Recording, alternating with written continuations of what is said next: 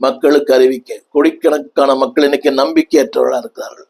சந்தோஷம் இல்லை. எல்லாம் இருக்கிறது, பணம், வசதி, வாய்ப்பு, வாகனங்கள் எல்லாம் இருக்கிறது, நிறைய சந்தோஷம் இல்லை. தேவன் சொல்லுகிறார், உன் சந்தோஷம் நிறைவா இருக்கும்படி. அப்படியானால் அவர் தருகிற சந்தோஷம் நிறைவானது.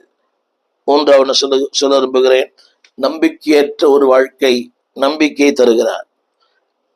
கொலோசியர் 3:4, நீங்களும் மகிமையிலே அவரோடு வெளிப்படுவீர்கள். இன்னைக்கு மனித வாழ்க்கைக்கு ஒரு பெரிய கேள்விக்குறி.